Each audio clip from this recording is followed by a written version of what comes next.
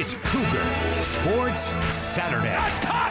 Touchdown! Stayed inside the boundary and gets in for 6. Cougar Sports Saturday, a presentation of KSL Sports. Ritchie right to the rim, driving score! He would not be denied! BYU Sports Talk by Cougar fans for Cougar fans. Sponsored by Any Hour Services, electrical, plumbing, heating, and air. Your hosts are Mitch Harper and Kyle Ireland. On Utah's legacy home of the Cougars, KSL News Radio, 102.7 FM and 1160 AM. We're coming to you live from Tucson, Arizona. It's Cougar Sports Saturday, sponsored by Any Hour Services, electric, plumbing, heating, and air. Mitch Harper and Kyle Ireland with you.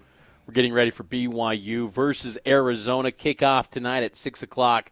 Pre-game at 4 right here on KSL News Radio. The TV broadcast on ESPN2 and full coverage of the game on KSLSports.com. And let's dive into the matchup with 3 and Out. 3 and Out. A quick hit look at BYU's next opponent on the gridiron. It's 3 and Out.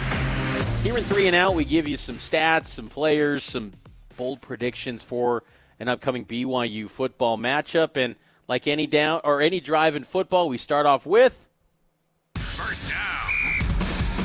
Here in first down, Kyle, we go with the stat that we're monitoring heading into the matchup. What are you paying attention to in the stats? My stat today, Mitch, is 5. That is Bear Bachmeier's number of rushing touchdowns this season. In BYU's 5 games so far, he's scored a rushing touchdown in 4 of those 5 games. He had 2 in the opener against Portland State. I expect him to match that mark with 2 rushing touchdowns tonight against the Wildcats. That would be impressive. And, BYU has clearly shown a willingness to run the football with Bear Bachmeier. Remember in Boulder a couple weeks ago, Kalani said in the postgame, we'll run him 30 times if we need to. They feel more than confident to run the football with Bear Bachmeier. Here are my numbers to watch. 38.4 and 33.2. That's the scoring offense averages for BYU at 38.4.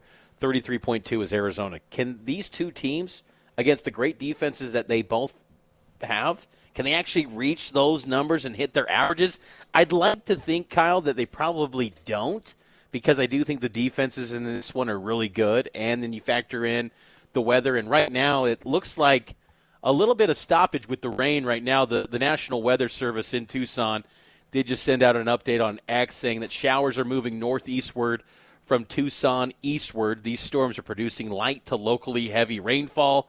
They also added, remember, if you encounter flooded roadways or washes, turn around, don't drown. That was from the National Weather Service in Tucson about 25 minutes ago. But I think those are some high numbers. I don't know if these offenses will actually put up their averages in this game, and I just think those are some interesting baseline numbers to watch for because, again, the defenses are both top 10 nationally. Yeah, especially when you look at BYU, and that number is skewed a little bit from the opener against Portland State where they won 69-0. But I think that both of these offenses, when they're clicking and rolling, Mitch, like they're pretty effective. And then when you look at the defenses, tough, hard to score against. And I think that, you look at the injuries, we talked about that earlier in the week, Jack Kelly, Isaiah Glasker, like those guys from the BYU defense could also, hinder the Arizona offense that has been successful this season. Let's get to second down.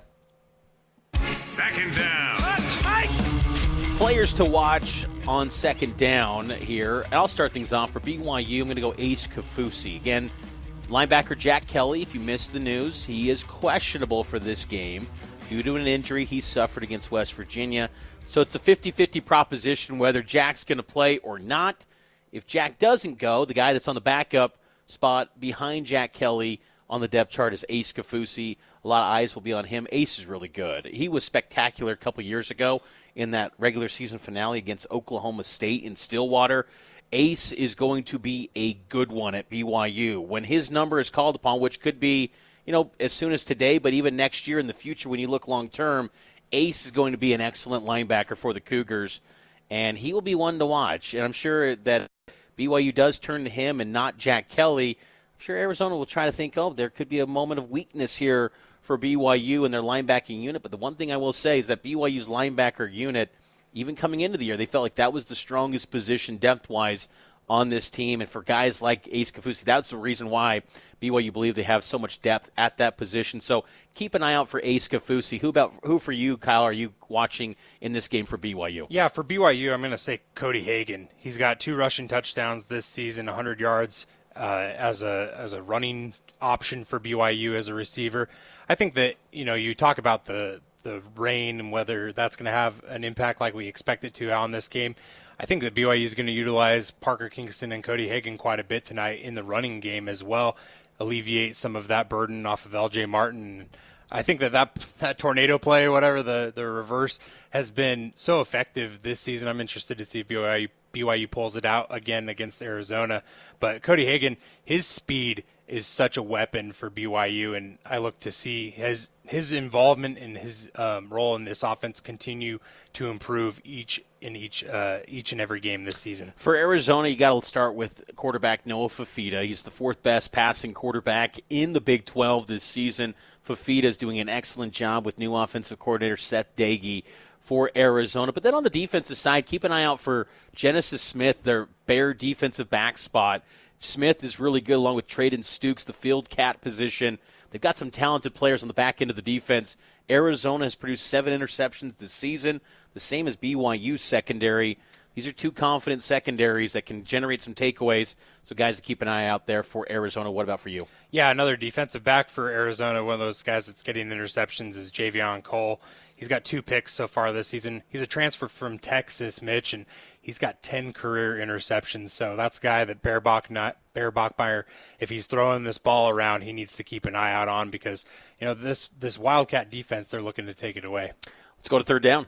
Third down. Bold predictions here. What's your bold take, Kyle?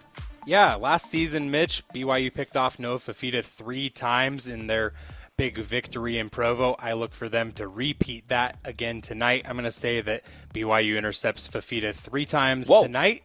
And I think that, the weather might play a little bit of a role into that, but 2 of those interceptions last year were by Tanner Wall and Isaiah Glasker, guys to keep an eye out on BYU's defense tonight.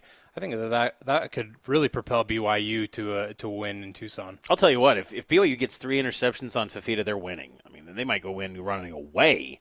That's bold. I like that.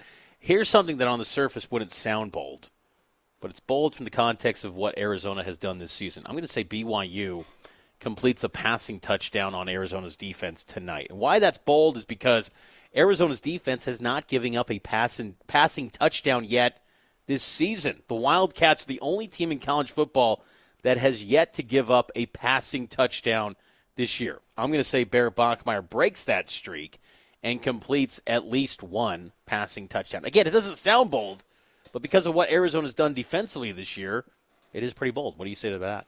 Yeah, I mean, I think that's an interesting take there, just because, we're at the midway point of this season. It's got to happen sometime, right? And who to do it better than the Centaur? The Centaur, he runs, he throws. What can Bear Bachmeier not do, right? I mean, we're getting to that point. He's been impressive this season. I mean, I do think the fact that the turnover thing happened last week against West Virginia, because now that's no longer a talking point. Oh, Bear Bachmeier hasn't thrown a pick. Like, that's gone and done with now. So now you can just focus on, not playing with that kind of, I don't know if burden or expectation is there, but Bear Bachmeier, it's just been said week after week, the good decisions that he's making this season, I expect that to continue tonight. So I don't think that's, maybe bold's not like the right term, but for this segment, that's a great take, Mitch, just with what Arizona's defense been able to do this season. Bear passed for a career-high 351 yards last week against West Virginia.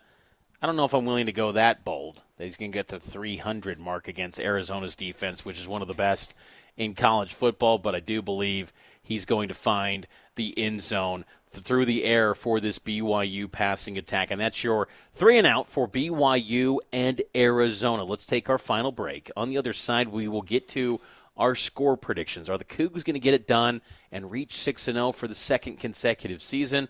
We'll hit on that next. It's Cougar Sports Saturday, live from Tucson, Arizona. Mitch Harper and Kyle Ireland with you on the legacy home of the Cougars, KSL News Radio.